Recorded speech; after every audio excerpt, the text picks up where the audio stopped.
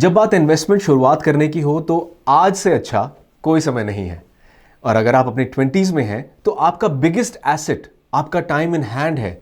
ये ज़्यादातर financial goals को अचीव करना आपके लिए बहुत आसान बना देता है। अब अपने 20s में कैसे इन्वेस्ट करें, इसका फैसला लेना शुरुआत में थोड़ा मुश्किल दिख सकता है क्योंकि कई लोग अलग अलग तरीके की राय देते हैं।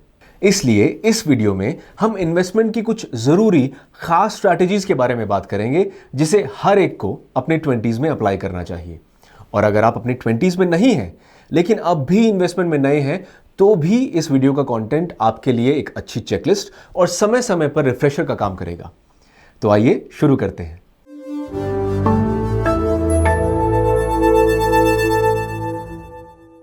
ज़्यादातर लोग अपने 20s में इन्वेस्टमेंट शुरू करने में देरी करते हैं। हमारा मतलब है कि अक्सर वो ये सोचते हैं कि उनके पास काफ़ी टाइम है और 5 या 10 साल की देरी से उनके फाइनेंशियल गोल्स को अचीव करने पर कोई फ़र्क नहीं पड़ेगा। लेकिन ऑनेस्टली आसानी से अपने सभी फाइनेंशियल गोल्स को अचीव करने और इसमें होने वाली काफ़ी मुश्किलों के बीच के फ़र्क के लिए यही टाल मटोल जिम्मेदार है। अब शुरू करने के लिए 2 एक्सीलेंट रास्ते हैं और हमारी सलाह यह है कि आपको दोनों ही इस्तेमाल करने चाहिए। पहला, अपने ऑर्गेनाइजेशन के जरिए ईपीएफ या एम्प्लॉय प्रोविडेंट स्कीम में एनरोल कीजिए जो तुरंत आपके रिटायरमेंट अकाउंट में पैसे डालना शुरू कर देगा। और दूसरा, ईटी मनी जैसे किसी इन्वेस्टिंग प्लेटफॉर्म के जरिए म्यूचुअल फंड एसआईपी शुरू कीजिए। एसआईपी शुरू करने के पीछे आइडिया यह है कि आपके इन्वेस्टमेंट करने में कोई रेजिस्टेंस ना रह जाए। इस तरह आपके पास अकाउंट सेटअप होगा, आप कुछ पैसे इन्वेस्ट कर सकेंगे। जरूरी नहीं कि ये बहुत ज्यादा हो, ये 500 रुपए तक का स्मॉल अमाउंट भी हो सकता है। लेकिन इस स्मॉल इन्वेस्टमेंट का इंपॉर्टेंस ये है कि आप अपना पैसा इस प्लेटफॉर्म पर बढ़ता हुआ देखेंगे, जो आपके लिए एक बड़े इंसेंटिव के जैसा काम करेगा और आपको ज्यादा इन्वेस्ट करने के लिए मोटिवेट करेगा। इसलिए चाहे जो हो, ज्यादा सोचे नहीं और अपनी इन्वेस्टमेंट जर्नी जल्दी ही शुरू करें।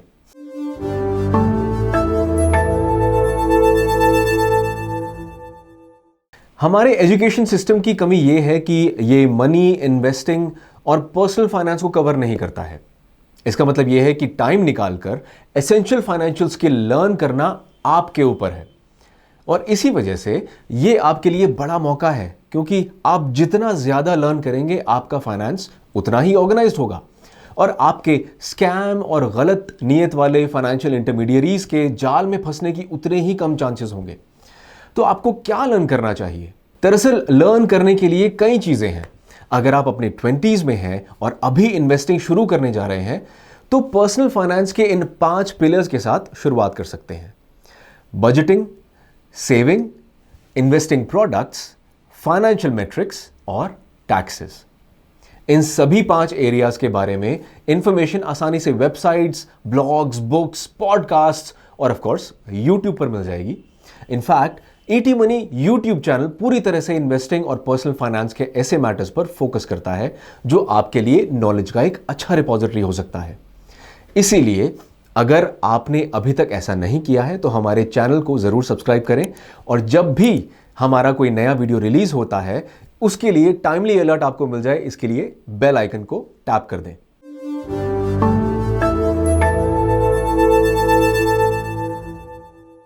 जब हम उन लोगों से बात करते हैं जो अपने 20s में हैं तो उनमें से ज्यादातर एक्चुअली ऑलमोस्ट हर एक के पास 2 गोल्स होते हैं। या तो वो 40s की एज तक रिटायर करना चाहते हैं या फिर वो अपने 30th बर्थडे तक 1 करोड़ अर्न करना चाहते हैं। ईमानदारी से कहें तो ये दोनों ही गोल्स पूरी तरह पॉसिबल हैं और कई लोग हैं जिन्होंने इन्हें अचीव भी किया है। एक चीज जो इन अचीवर्स के बीच कॉमन थी वो ये थी कि उनके पास इसे अचीव करने के लिए एक फाइनेंशियल प्लान था। इसलिए अगर आपने गोल्स बनाना शुरू नहीं किया है, हम आपको 3 बेसिक फाइनेंशियल गोल्स के साथ शुरू करने की सलाह देते हैं। गोल नंबर 1, एक इमरजेंसी फंड बनाएं जो आमतौर पर आपके करीब 3 से 6 महीने के एक्सपेंसेस के लायक होना चाहिए। इसे हम इमरजेंसी गोल कह सकते हैं। गोल नंबर 2, आपका वेल्थ गोल है जिसमें 30 की एज तक 1 करोड़ रुपए जैसी चीज आएंगी, इसलिए इसे भी नोट कर लें। और गोल नंबर 3 आपका रिटायरमेंट गोल है जो 60 की एज तक 10 करोड़ होने जैसा होगा। रियलिटी में ये कुछ बेसिक गोल्स हैं और आप इसमें और गोल्स भी जोड़ सकते हैं। गोल्स जैसे कि एक 4 BHK अपार्टमेंट खरीदना, एनुअल वेकेशंस, आपके बच्चों की एजुकेशन वगैरह वगैरह। अब जब आपके पास ये गोल्स हैं तो अब प्लान बनाने का टाइम है। आखिरकार प्लान के बिना कोई भी गोल सिर्फ एक ड्रीम है। और प्लान कॉम्प्लिकेटेड नहीं होना चाहिए। इनफैक्ट सिर्फ 3 बड़ी चीजें हैं जिन पर आपको फोकस करना जरूरी है। वो है टाइमिंग, इसका मतलब है कि कब क्या करना है और कितने टाइम के लिए करना है। इन्वेस्टमेंट, यानी कितना पैसा कहां जाता है। और फाइनली इंस्ट्रूमेंट, यानी डेट यूज करना है, इक्विटी यूज करना है या कोई और एसेट यूज करना है। एग्जाम्पल के लिए इमरजेंसी फंड बनाना नंबर 1 गोल है, और हम श्योर हैं कि आप सभी इस बात से अग्री करेंगे कि हमें इसे जितना जल्दी हो सके बनाने की जरूरत है। आइए यहां इसके प्लान के बारे में जानते हैं। इमरजेंसी फंड बनाने के लिए हमारे पास 6 महीने हैं। हम इसे बनाने के लिए लिक्विड फंड या मनी मार्केट फंड का यूज करते हैं, और हमें अगले 6 महीने के लिए हर महीने 20,000 रुपए इन्वेस्ट करने की जरूरत है।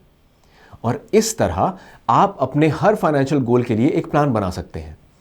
ये ऐसा काम है जिससे एक्सेल शीट पर किया जा सकता है, और अगर आप किसी ऐसे इंसान से बात करेंगे जो अपने लेट 30s या 40s या 50s में है, तो वो आपको बताएंगे कि इस तरह का प्लान होना आपके लिए कितना जरूरी है। इसलिए अगर आप अपने फाइनेंशियल फ्यूचर को लेकर सीरियस हैं, तो इस वीकेंड सिर्फ 2 घंटे का टाइम निकालें और अपनी प्रायोरिटीज तय करना शुरू कर दें।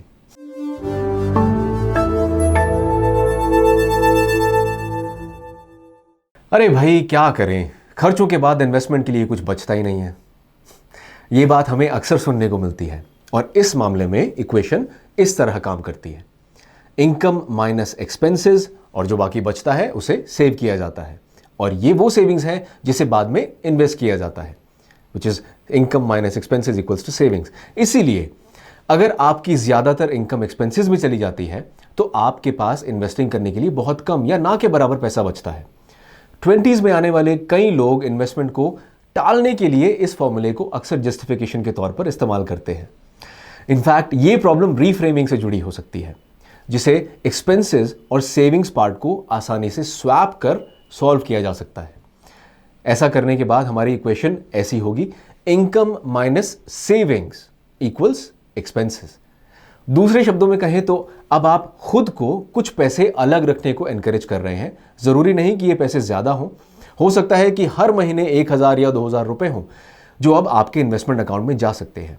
इस तरीके से आप सिर्फ यही इंश्योर नहीं करते कि आप अपने फाइनेंशियल गोल्स की तरफ बढ़ रहे हैं, बल्कि आप अपनी लाइफस्टाइल में बड़ा बदलाव लाए बगैर अपने रोजाना के खर्चे में थोड़ा बदलाव लाने का चैलेंज भी ले रहे हैं। इसीलिए याद रखें, इन्वेस्टमेंट करने के बाद जो बचेगा, घर और खर्चे उन्हीं पैसों से चलेगा।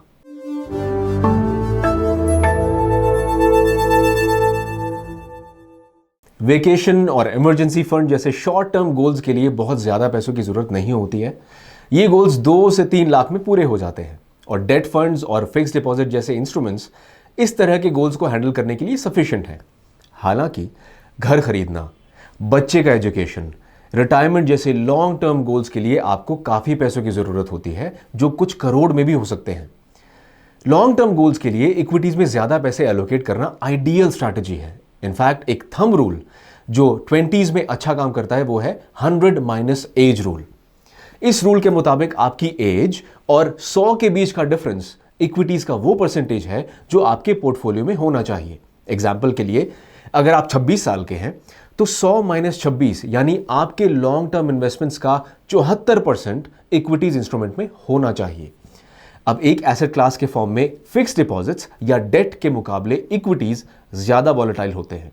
ध्यान दें कि मैंने वॉलेटाइल वर्ड यूज किया है, ना कि रिस्की, और इसकी वजह यह है कि अगर हिस्ट्री को हम अपना गाइड माने तो इंडिया के निफ्टी और सेंसेक्स जैसे ब्रॉड मार्केट इंडिसेस में किया गया इक्विटी इन्वेस्टमेंट अगर आपने 7 या ज्यादा साल के लिए रखा है तो इसने कभी नेगेटिव रिटर्न नहीं दिया है।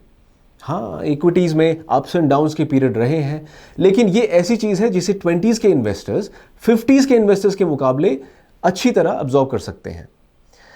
लेकिन ये बताने के बाद यंग इन्वेस्टर्स के लिए ये भी एडवाइस है कि उन्हें अपना पैसा ऐसी चीज में नहीं रखना चाहिए जिसे वो नहीं समझते हैं। इनमें क्रिप्टो करेंसीज, फ्यूचर्स, ऑप्शंस और स्टॉक्स भी हो सकते हैं, अगर आप ये नहीं समझते कि इनके प्राइसेस और वैल्यूज कैसे तय होते हैं। और प्लीज हमें गलत मत समझिए, 20s ज्यादा रिस्क लेने के लिए सही समय है, लेकिन यह भी कैलकुलेटेड रिस्क होना चाहिए, ना कि ब्लाइंड फेथ। इसलिए स्मार्ट बने और ऐसे एरियाज में ऑपरेट करें जिसे आप समझते हैं, या एरियाज जिसके बारे में आप ज्यादा लर्न करना चाहते हैं। और अगर आप किसी चीज़ को नहीं समझते हैं तो ये काम प्रोफेशनल फंड मैनेजर्स को करने दें, जो आपके पैसे के लिए सही फैसला ले सकते हैं। या एक पैसिव इंडेक्स फंड में इन्वेस्ट करें, जिससे आपका पैसा सही तरह से बढ़ेगा।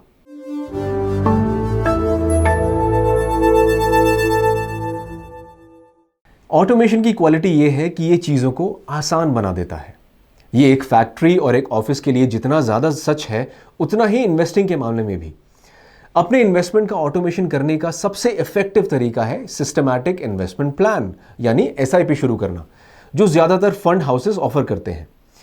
एसआईपी एक ऐसा सिस्टम है जिसमें आप एक पर्टिकुलर अमाउंट से हर महीने एक पर्टिकुलर डेट पर अपनी पसंद के म्यूचुअल फंड स्कीम की यूनिट्स खरीदते हैं। और चूंकि एसआईपी 500 रुपए के कम अमाउंट से शुरू हो सकता है, कुछ केसेस में तो ये 100 रुपए से भी शुरू हो सकता है, ये एक ऐसी चीज है जिसे 20s के हर इंसान को जल्द से जल्द शुरू कर देनी चाहिए। इनफैक्ट ईटी मनी ऐप एक सही एसआईपी प्लेटफॉर्म है।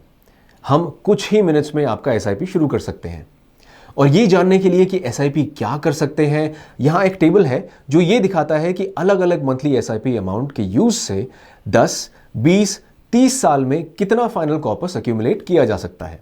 इस इलिस्ट्रेशन के लिए हमने हर साल 12% CAGR इस्तेमाल किया है, जो इंडिया में लॉन्ग टर्म स्टॉक मार्केट का एक रीजनेबल एस्टिमेट है। एग्जाम्पल के लिए, अगर आप मंथली 10,000 रुपए का एसआईपी शुरू करते हैं, तो आप एनुअल 12% रिटर्न अज्यूम करते हुए 30 साल एंड होने पर 3.5 करोड़ से थोड़ा ज्यादा एक्यूमुलेट कर सकते हैं। अब यहां इंटरेस्टिंग बात यह है कि इन 30 सालों में आप यानी इन्वेस्टर ने 3.5 करोड़ का सिर्फ एक हिस्सा इन्वेस्ट किया है। इनफैक्ट नंबर्स में देखें तो आपने इन 30 साल के पीरियड में सिर्फ 36 लाख इन्वेस्ट किया है और बाकी 3.26 करोड़ आपका कंपाउंडिंग गेन से आया है। और ये डिसिप्लिन्ड इन्वेस्टिंग प्लस टाइम का चमत्कार है, जो आपके पैसे के लिए कमाल कर सकता है। और अगर आप कुछ और परम्यूटेशन और कॉम्बिनेशंस करना चाहते हैं तो ईटी मनी की वेबसाइट पर एसआईपी कैलकुलेटर का इस्तेमाल करें। हमने इस वीडियो के डिस्क्रिप्शन में कैलकुलेटर का लिंक पोस्ट कर दिया है।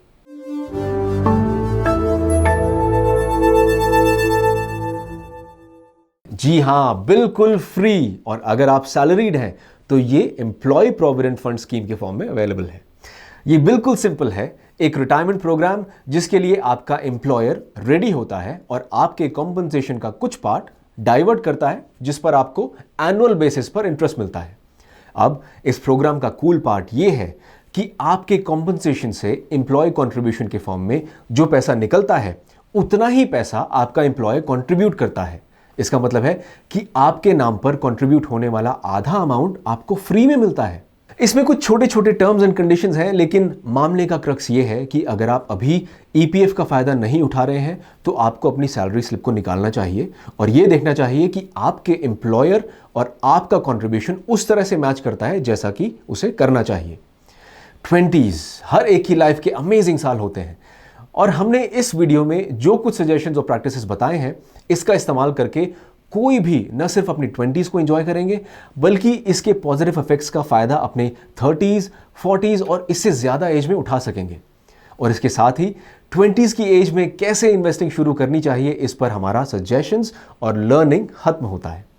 ET money Hindi YouTube channel को जरूर सब्सक्राइब करें, लाइक करें और इस वीडियो को जितना ज्यादा हो सके अपने नेटवर्क में 20s में आने वाले लोगों के बीच शेयर करें।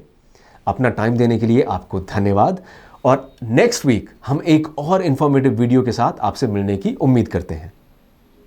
Mutual fund investments are subject to market risks. Read all scheme related documents carefully.